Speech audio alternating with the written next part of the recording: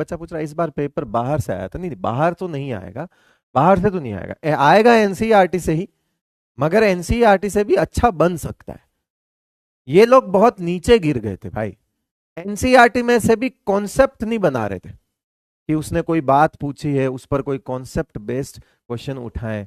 NCERT से एक paragraph उठा रहे थे, सिंपल एक ही पैराग्राफ, यूं भी नहीं कि एक लाइन किसी और पैराग्राफ में लिखी हो, दूसरी कहीं और से हो, और फिर उसमें क्या बना डाल रहे, एक सवाल लिख रहे हैं, कह रहे लिखो, कह रहे लिखो, हाँ लिखो, कह रहे लिखो कि which of the following statement is, पता करेक्ट करूं कि नॉट करेक्ट करूं। तो साथ बैठने चाय पीने वाले कह रहे हैं नॉट करेक्ट पूछो, मजा आएगा। कह रहे अच्छा, करेक्ट करेक्ट अगले में पूछेंगे। करो ठीक है। वो क्या कर रहे, कह रहे अच्छा ये लिखो, which of the following statement is not correct. कह रहा अच्छा, कह रहा अब कहाँ से लाएं स्टेटमेंट, सवाल तो बन गया, स्टेटमेंट कहाँ से लाएं। कह रहे ये वाला पैराग्राफ दिख रहा है, ये वाला। कह रहा हाँ, इसमें से इसमें कितने फुल स्टॉप लग रहे हैं, बोले 4, इसका मतलब यहाँ 4 लाइन अलग अलग है, बोले है, बन गए 4 स्टेटमेंट, 1 2 3 4, लो लिख दो, काट दो। कह रहे देख, ऑपरेटर को बोल दिया पेपर बना रहा, तो बना रहा, कह रहे इस वाले पैराग्राफ में से 4 ऑप्शन बना दियो और पूरा पूरा लिख देना, ऊपर नॉट करेक्ट पूछा है ना तो एक को गलत बना देना, वही आंसर होगा। कह रहे एक को गलत कैसे बनाऊंगा, अरे यार नोट लिख रहा है तो नोट हटा देना, और नोट नहीं लिख रहा है तो नोट लगा देना यार, कि ऐसा होता है तो तू बोल देना ऐसा नहीं होता है, नोट लगा देना, और अगला कह रहा है कि ऐसा नहीं होता है तो तू नोट हटा देना, ऐसा होता है कर देना, हो गया, बन गया पेपर। वो इस हद तक गिर चुके हैं ना। तकलीफ ये है, एनसीईआरटी से मैं बनाऊं पेपर, लो करके दिखाए कोई पेपर बना, थोड़ा दिमाग लगा के तो पेपर बनाओ, हल्का तो घुमाओ यार, हल्का तो घुमाओ, थोड़ा तो घुमाओ। यूं पूछ रहे हैं बताओ ये कितनी अंगुलियां हैं, कितनी अंगुलियां हैं, जब सामने वाला जवाब कह रहा है 3, यार बढ़िया सवाल था, ये कितनी अंगुलियां हैं, कम से कम कुछ तो डालो कि अंगुलियां 4 है, एक अंगूठा है, ऐसा करके ट्विस्ट थोड़ा मोड़ो तो सही यार। लिख रहे हैं 5 अंगुलियां, आंसर भी सही हो रहा है, ठीक।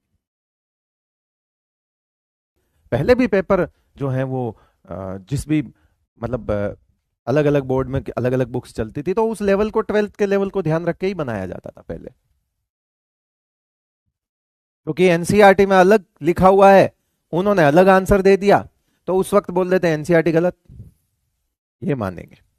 और उन्होंने दे दिया और एनसीईआरटी से मैच कर गया, और वो चाहे एनसीईआरटी में गलत लिखा हो, कहना ना एनसीईआरटी एकदम सही है, भाई तुम कुछ नहीं कर सकते।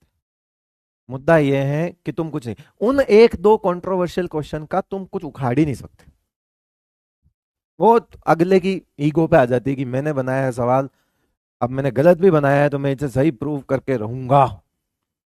और फिर नई एनसीईआरटी पुरानी एनसीईआरटी अलग, अबे भाई क्यों देखें पुरानी, नई फॉलो करो ना फिर, जब नई बना दी तो पुरानी क्यों आ गई पिक्चर में, तुमने पेपर पुरानी को देख के बनाया, फिर तो दिक्कत है, तुम भी नहीं खरीद रहे बच्चों की तरह एनसीईआरटी, तुम्हारे पास भी पीले पन्ने वाली एनसीईआरटी पेपर बनाने से पहले, खरीद लो भाई, नई खरीद के बनाओ ना पेपर, खर्चा इतना तो खर्चा करो यार, पेपर बना रहे हो कम से कम, पुरानी से कैसे बना रहे हो फिर, हद कर रहे हैं मतलब, हद है यार, कुछ भी चल रहा है।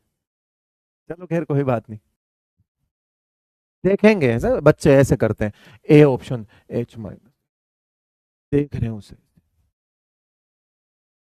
जैसे वो ऑप्शन बोलेगा कि आगे चल मैं तो गलत हूं, वेट कर रहे हैं उससे, फिर दूसरा ऑप्शन देख रहे हैं कि तू बता, ऊपर वाले ने तो कहा गलत है वो, तू भी बता कुछ, बोलेगा सवाल खुद, देख रहे हैं उसे, हाथ पैर ही नहीं चला रहे, तैरना नहीं आता पानी में फेंक दिया तो हाथ पैर ही नहीं हिला रहे, कह रहा अब तैरना ही नहीं आता मर ही जाना ठीक है, गिव अप कर दो, करो कुछ दिमाग लगाओ, सिखाई है ना चीज तुमको, छोटे छोटे कॉन्सेप्ट सिखाए हैं, ढूंढो। सबसे बड़ी दिक्कत यही तो है, सबसे बड़ी दिक्कत, कॉन्सेप्ट सिखाने पे कोई ध्यान नहीं दे रहा। ऐसे ऐसे सब्जेक्ट जिनमें कॉन्सेप्ट सिखाने के बाद ही सवाल करवाए जा सकते हैं, वहां पर भी सवालों की जड़ियां लगाई जा रही है, वहां पे भी डिफरेंट डिफरेंट तरह के सवाल सवाल सवाल सवाल, इतने सवाल, तुम्हें सवाल कराना हर कोई सिखा रहा है, कि सवाल कैसे करते हैं। देखो, इसमें ये ट्रिक लगा लो, इसमें पेन उठाओ, इसमें पेन मत उठाओ, सब कर लो तुम, इसमें ये वाला फंडा लगा लो, ये कर लो। नहीं नहीं, कॉन्सेप्ट सीखो ना। कॉन्सेप्ट सीखोगे तो सवाल कोई सा भी है, सवाल कोई हमारा ठेका थोड़ी है कि वही आएगा जो तुमने किया है, नहीं ना, उसका तो कोई गारंटी नहीं है। कॉन्सेप्ट सीखने पे ध्यान दो। आज से कुछ साल पहले कॉन्सेप्ट इतने खास अच्छे से सिखाए जाते थे कि क्वेश्चन प्रैक्टिस की जिम्मेदारी सिर्फ बच्चे की होती थी। कुछ एक आध दो सैंपल के क्वेश्चन टीचर करवाता था। आज की तारीख में क्या है, टीचर डीपीपी भी करवाओ, टीचर मॉड्यूल से भी करवाओ, टीचर क्लास में भी कराओ, पीवाईक्यू भी सीरीज आ गई, उसकी भी सीरीज आ गई, जेई की भी सीरीज आ गई, नीट की भी सीरीज आ गई, ये आ गई, वो आ गई, सब आ गई। तो तुम्हारी भी अप्रोच क्या बन चुकी है कि हम ढेर सारे सवाल ही कर लेंगे ना, कॉन्सेप्ट नहीं पता। सवाल को देख के पता करने की कोशिश करते हो कि ये सवाल मैंने किया हुआ है या नहीं किया हुआ है। तुम ये ढूंढते हो कि क्या ये सवाल मैंने पहले किया है। अगर पहले किया है तो मैं सोचता हूं कि मैंने पहले इसका क्या आंसर किया था, क्या मुझे इसका आंसर याद है या नहीं है। बुरा मत मानना, एक सवाल को देखकर तुम्हारी फर्स्ट अप्रोच यही होती है कि ये सवाल मेरा देखा हुआ है और देखा हुआ है और मुझे याद आ रहा है इसका आंसर तो 4 था। गलत अप्रोच है बेटा ये क्वेश्चन करने की। आप इस तरह से सवाल करते हो, गलत है।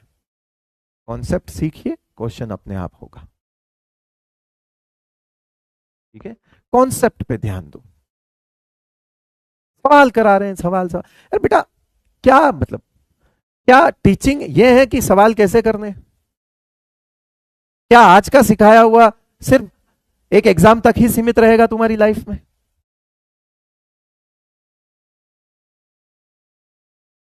टीचिंग का मतलब है चीजों को सिखाना।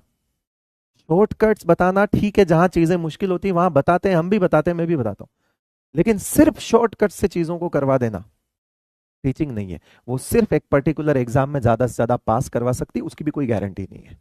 उसमें भी तुम्हें कभी कॉन्फिडेंस नहीं आएगा। एक नया सवाल वैल्यू चेंज होके आया नहीं और तुम्हारे एंजाइटी बढ़ी नहीं, सीधा एंजाइटी बढ़ाएगा। इसलिए कॉन्सेप्ट पे ध्यान दो, क्वेश्चन बनेंगे, क्वेश्चन को बनना पड़ेगा अगर तुम्हें कॉन्सेप्ट आता है तो।